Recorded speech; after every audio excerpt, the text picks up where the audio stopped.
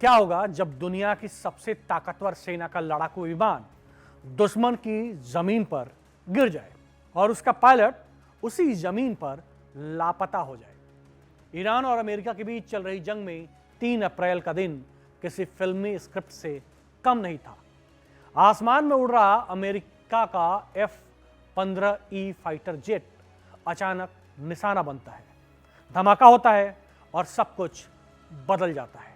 2 pilot, एक को America किसी चमत्कार की तरह बचा लेता है, लेकिन दूसरा अब भी ईरान की धरती पर कहीं गुम है या शायद दुश्मनों के बीच घिरा हुआ है। इसी बीच इजराइल अपने हमले रोक देता है, सिर्फ इसलिए कि अमेरिका अपने पायलट को बचा सके। लेकिन कहानी यहीं खत्म नहीं होती। ईरान इस पूरी घटना को सिर्फ सैन्य जीत नहीं बल्कि एक मनोवैज्ञानिक युद्ध में बदल देता है। इनाम की घोषणाएं, मीम्स, तंज और पूरी दुनिया के सामने अमेरिका की छवि पर चोट। सवाल यह नहीं कि एक पायलट बचा या नहीं, सवाल यह है कि क्या इस एक घटना ने युद्ध का पूरा संतुलन बदल दिया है। ईरान और अमेरिका के बीच पिछले 5 हफ्तों से जारी जंग अब एक ऐसे मोड़ पर पहुंच चुकी है जहां हर घटना सिर्फ एक सैन्य कार्रवाई नहीं बल्कि एक बड़ा रणनीतिक संकेत बनती जा रही है। 3 अप्रैल का दिन इस युद्ध के इतिहास में एक अहम मोड़ के रूप में दर्ज हो सकता है। इस दिन ईरानी वायु रक्षा प्रणाली ने अमेरिका के अत्याधुनिक F-15E लड़ाकू विमान को मार गिराया। यह वही विमान है जिसे अमेरिका अपने एयर सुपीरियरिटी का प्रतीक मानता है। लेकिन अब ये जेट ईरान की जमीन के भीतर गिरा तो ये सिर्फ एक विमान का नुकसान नहीं था, बल्कि ये अमेरिका की ताकत को सीधी चुनौती थी। इस विमान में 2 क्रू मेंबर सवार थे। दुर्घटना के तुरंत बाद अमेरिका ने अपनी सबसे प्रशिक्षित विशेष बलों को सक्रिय किया। लक्ष्य साफ था, हर हाल में अपने पायलटों को वापस लाना। यहीं से शुरू होता है इस कहानी का सबसे रोमांचक और रहस्यमयी हिस्सा। अमेरिकी विशेष बलों ने कथित तौर पर ईरान की सीमा के भीतर 50 किलोमीटर से ज्यादा अंदर जाकर एक पायलट को सुरक्षित निकाल लिया। यह मिशन समय के खिलाफ दौड़ जैसा था। हर मिनट खतरा, हर सेकंड मौत का साया। अगर यह सच है तो यह एक असाधारण सैन्य उपलब्धि थी। इसका मतलब यह है कि अमेरिका न केवल ईरान के एयर स्पेस में घुसने में सफल रहा, बल्कि उसने जमीन पर भी कुछ समय के लिए अपनी पकड़ बना ली। इस दौरान उसे निर्णायक प्रतिरोध का सामना नहीं करना पड़ा, जो अपने आप में कई सवाल खड़े करता है। क्या ईरान की प्रतिक्रिया प्रणाली उस वक्त धीमी थी? क्या अमेरिका ने इलेक्ट्रॉनिक वारफेयर और हवाई कवरेज के जरिए उस इलाके को कुछ समय के लिए ब्लाइंड कर दिया था? या फिर ये एक सुनियोजित जोखिम था जिसे अमेरिका ने पूरी तैयारी के साथ अंजाम दिया? सैन्य विशेषज्ञ मानते हैं कि ऐसे रेस्क्यू ऑपरेशन सिर्फ पायलट को बचाने के लिए नहीं होते। यह मिशन दुश्मन की असली ताकत को परखने का सबसे सटीक तरीका होता है।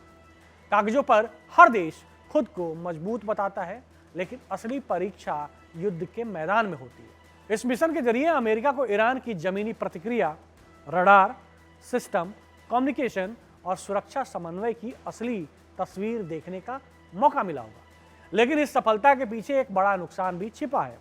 पिछले 24 घंटों में अमेरिका को जो झटका लगा है वो किसी बुरे सपने से कम नहीं है।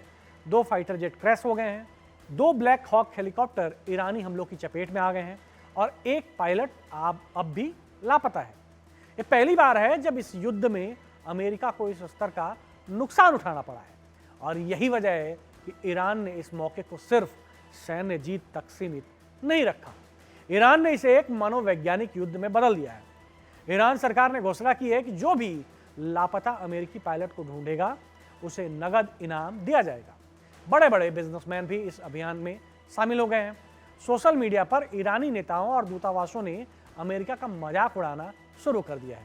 ईरानी संसद के अध्यक्ष मोहम्मद बघेर गालिबाफ ने अमेरिकी राष्ट्रपति डोनाल्ड ट्रंप पर तीखा व्यंग करते हुए लिखा है कि 37 बार ईरान को हराने के बाद अब हालात ये हैं कि कोई हमारा पायलट ढूंढ दो प्लीज। दुनिया भर में फैले ईरानी दूतावासों ने मीम्स शेयर किए हैं। कहीं अमेरिकी पायलट को भागते हुए दिखाया गया है, तो कहीं उसे पकड़ने के लिए लोग दौड़ते नजर आए हैं। यह सिर्फ मजाक नहीं था, ये एक रणनीति थी। मनोवैज्ञानिक युद्ध का उद्देश्य होता है कि दुश्मन के मनोबल को तोड़ना और अपनी जनता का आत्मविश्वास बढ़ाना, और इसमें ईरान ने बढ़त बना ली है। इस पूरे घटनाक्रम में एक और अहम पहलू सामने आया है। इजराइल ने अपने नियोजित हमले रोक दिए। ये कदम दिखाता है कि अमेरिका अपने पायलटों की सुरक्षा को कितनी प्राथमिकता देता है, लेकिन साथ ही ये भी दर्शाता है कि युद्ध के मैदान में सहयोगी देशों के बीच किस स्तर पर समन्वय होता है। हालांकि यहाँ एक बात समझना जरूरी है कि एक सफल रेस्क्यू ऑपरेशन एक बड़े जमीनी आक्रमण में जमीन आसमान का फर्क होता है। रेस्क्यू मिशन सीमित समय और उद्देश्य के लिए होता है। इसमें तेजी, गोपनीयता और सटीकता सबसे अहम होती है, जबकि जमीनी हमला लंबा, महंगा और अत्यधिक जोखिम भरा होता है। अगर अमेरिका ने ईरान के भीतर इतनी गहराई तक जाकर एक पायलट को निकाल लिया तो ये उसकी क्षमता को जरूर दर्शाता है, लेकिन इसका मतलब ये नहीं कि ये आसानी से बड़े पैमाने पर हमला कर सकता है। ईरान की भौगोलिक स्थिति, उसकी सैन्य तैयारी और क्षेत्रीय समर्थन उसे एक बेहद कठिन लक्ष्य बनाते हैं। फिलहाल सबसे बड़ा सवाल उस दूसरे पायलट को लेकर है जो अब भी लापता है। क्या वो ईरान के कब्जे में है? क्या वो कहीं छिपा हुआ है, या फिर वो इस युद्ध का अगला बड़ा मोहरा बनने वाला है? जो भी हो, एक बात साफ है कि यह घटना सिर्फ एक विमान के गिरने या एक पायलट के बचने की कहानी नहीं है। ये युद्ध की दिशा बदलने वाला संकेत है। अमेरिका को जहां इस मिशन से सामरिक जानकारी मिली होगी, वहीं ईरान ने इसे एक नैरेटिव वॉर में बदल दिया है। अब ये जंग सिर्फ मिसाइलों और विमानों की नहीं रही, ये जंग है दिमाग, रणनीति और धारणा की। और इस जंग में कौन आगे है, ये आने वाले दिनों में तय होगा। यहाँ ताजा खबर के साथ हर दिन की शुरुआत कड़क है। आमने सामने बैठ रखते हैं बात पूरे दम से, आराम से। चर्चा होती है बेधड़क। यहाँ किस्से कहानियों में बोल सरल और अंदाज बेहद कड़क मिलता है। जीने में एक तेवर है जो आता है सही ज्ञान, जानकारी और उससे कमाई कड़क नोट से। इधर मौके पर चौका नहीं, छक्का लगा जलवा दिखाते हैं। कड़क क्रिकेट से अपने रोमांच को जो बढ़ाते हैं। यहाँ की हर बात का मिजाज एक है, मिजाज कड़क। आपका अपना YouTube चैनल कड़क, लाइव बेधड़क।